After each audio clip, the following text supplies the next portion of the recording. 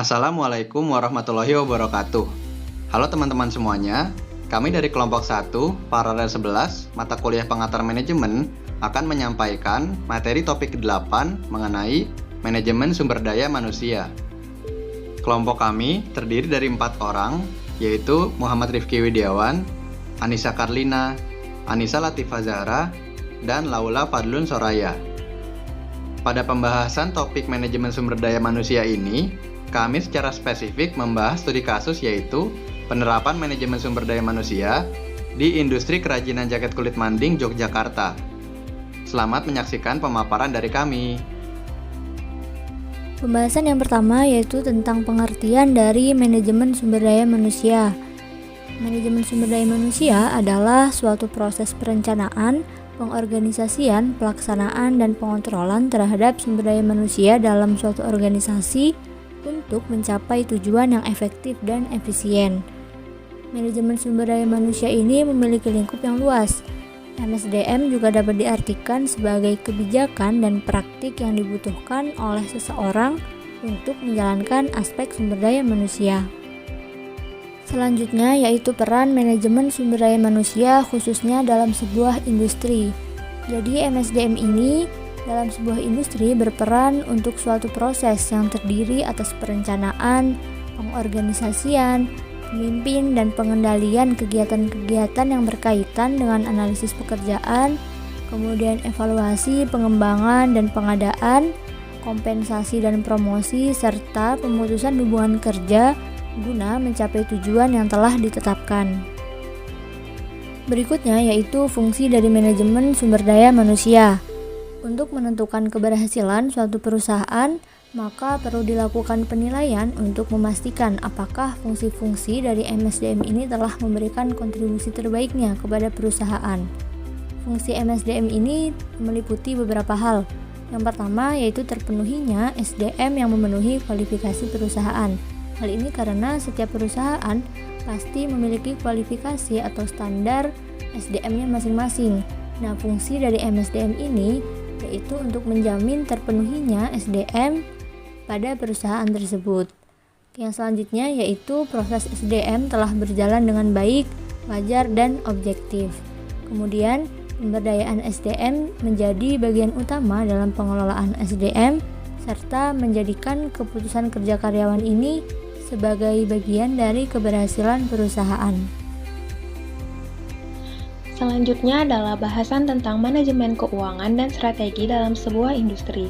Manajemen keuangan dalam sebuah industri merupakan semua kegiatan usaha perusahaan untuk memperoleh dana dengan biaya yang murah, serta usaha untuk memakai dan mengalokasikan dana tersebut secara efisien.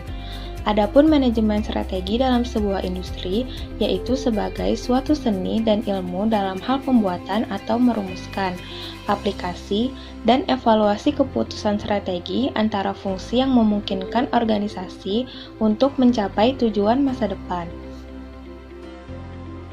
Selanjutnya adalah fungsi utama dari manajemen keuangan. Yang pertama yaitu sebagai perencanaan keuangan.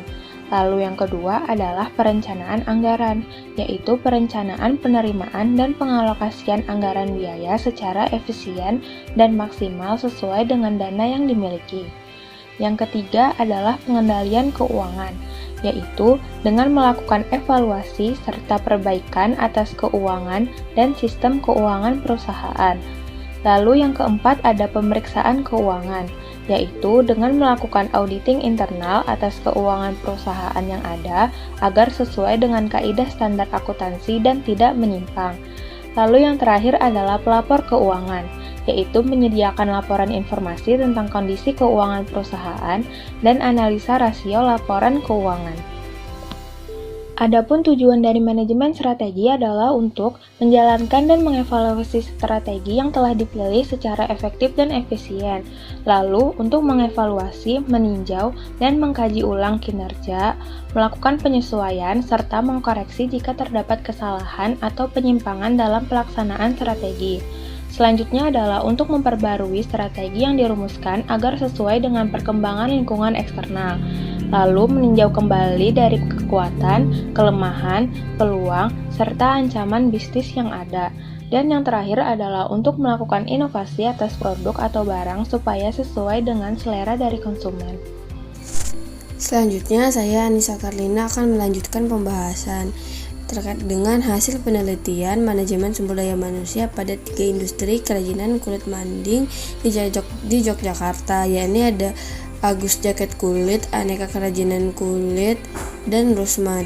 Nah, melalui metode observasi, wawancara, dan dokumentasi, maka hasil penelitian menunjukkan bahwa dalam pengadaan tenaga kerja dan orientasi kerja, hanya industri Rusman yang sudah menerapkan, dan kedua industri lainnya belum menerapkan. Untuk pelatihan pengembangan tenaga kerja, ketiga industri ini belum menerapkan. Selain itu juga mereka juga belum menerapkan perencanaan karir untuk para karyawannya. Selanjutnya, pada penilaian prestasi kerja, industri Rusman telah menerapkannya. Sedangkan untuk kompensasi, semua industri sudah menerapkan kompensasi dalam pekerjaan. Dan yang terakhir, untuk keselamatan keamanan kerja serta pemutusan hubungan kerja, ketiga industri ini telah menerapkannya. Selanjutnya, kita dapat mengklasifikasikan manajemen sumber daya manusia di industri kerajinan kulit manding di Yogyakarta, yakni ada baik dan belum baik. Nah, jika baik dikatakan baik jika industri telah melaksanakan lebih dari sama dengan 8 komponen manajemen sumber daya manusia, dan jika belum baik jika melaksanakan kurang dari sama dengan 4 komponen manajemen sumber daya manusia. Berdasarkan hal tersebut, maka dapat kita klasifikasikan bahwa Agus Jaket Kulit dan Aneka Kerajinan Kulit tergolong belum baik dan Rusman tergolong sudah baik.